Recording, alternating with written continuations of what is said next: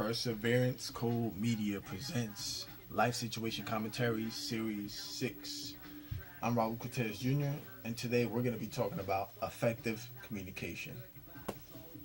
There's a lot to cover, so I'm going to get straight to it. The first quote I want to discuss, and I'm going to leave these quotes anonymous.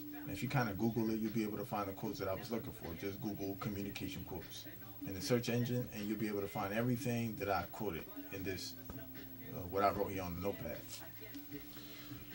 Alright, so communication is the real work of leadership. And my staying power at my current job for a decade now is a testament to my communication skills. And that I just realized that just as I was trying to put this video together, writing these notes, I have just realized that my staying power, big reason why I have had staying power at my job, is communication skills. I believe that at least amongst my work area, where the region of where I'm spend most of my time at, my communication skills are almost at the top, if not at the top. At least that's what I believe. I'm not trying to be boastful or anything, but that's how confident I am in my communication skills.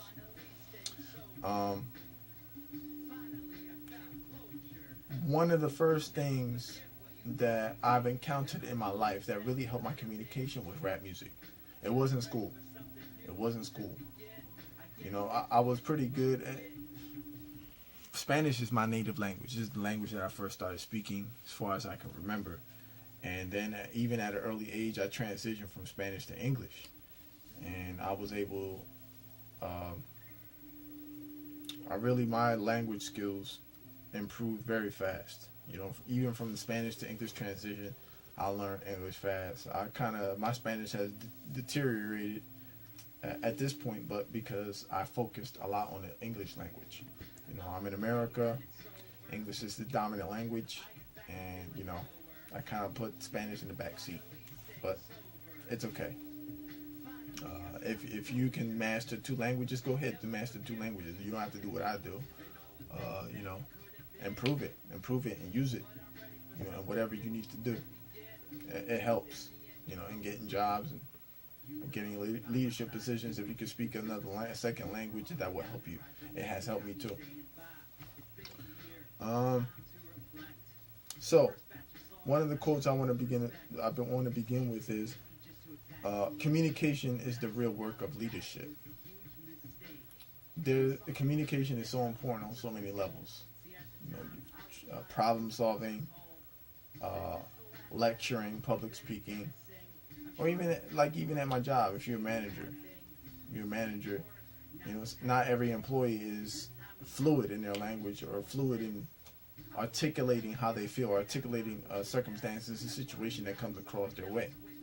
So it is the duty of the leader of that job or that corporation, that business, that the leader's communication skills are so good that they can understand the problem in its entirety and be able to deal with it accordingly.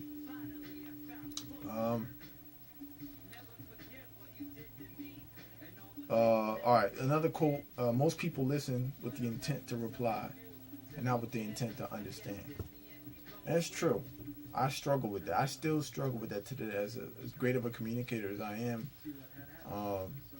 Me trying to problem solve with certain family members. They didn't have enough respect for me to listen. They wouldn't listen to what I'm saying. Half the time they didn't show respect to my communication. Half the time they were doing it is because they already assumed that they knew what I was going to say. And it had affected me so much that I was doing the same thing to other people. So make sure that when one person is speaking, the other is listening, and vice versa. And you will be able to reach understanding a lot quicker that way. Be able to solve problems that way. Or you can avoid a conversation altogether a lot faster that way. When you know that you're not going to reach a conclusion that y'all agree on, Great communication skills will allow you to reach that conclusion a lot faster. Another quote: the most important thing in communication is to hear what isn't being said. Sometimes you'll be able to realize if a friendship or a relationship has died by what a person is not saying, or how often a person communicates with you. They go 2-3 weeks without communicating with you, and then when they see you and they just say hi, bye, and just a quick catch up, that means you really don't have no relationship no more. You're just being tolerated. They don't want to talk to you no more, for whatever reason. Let's say you're going through some trouble in your life, right? And because you're not in a good place in your life, they're trying to stay away from you because they don't want to. They either have so much going on in their life that they can't handle somebody else's problems, or they're just tired. They're just tired of you. They might have even made a commitment to you. They might have committed to you, say, I'm going to hold you down. I'll be there for you. If they stop talking to you, don't even try to figure it out. I'm telling you, don't even call them, try to talk to them, address it directly to them. If you don't get the response that you're looking for, just move on. Just move on. Don't stop them. Don't try to force them to talk to you. Don't try to force them so they get to say what you want to hear. Just move on, or you're gonna be wasting your time. Distance isn't the big factor in relationship. Communication is. It's very true. It's very true. As I mentioned in a social media video, I think it was series 4, series 4. I mentioned that I had one solid friend with social media, and that one friend that I found through social media has helped me more than most of the people in my life in real time, and the people that I met in person. And a lot of it had to do with just his communication. Just what he said. He's straight to the point. Basic language.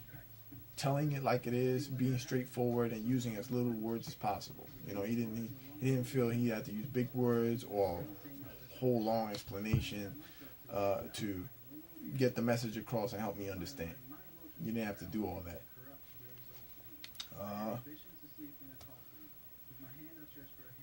Communication. When you're a leader and you're lecturing, you're part of a non-profit organization, and you got to speak to your people. If you have a problem with somebody, try to solve that problem before you get to the speaking engagement. You never know how the person in the pew or the person in the seats are going to interpret what you're saying. You speak in general. If you generalize too much, it can apply to people who have nothing to do with your problem and nothing to do with your message. It can still apply, even if you don't intend it. When you speak publicly, you have to be specific in what you're saying. If you're not specific in what you're saying, then you stop talking. Stop talking because you're afraid to be specific. You're afraid you might hurt somebody's feelings. But what you're doing when you're speaking in general, you're still gonna wind up you're gonna be hurting more feelings, even more feelings.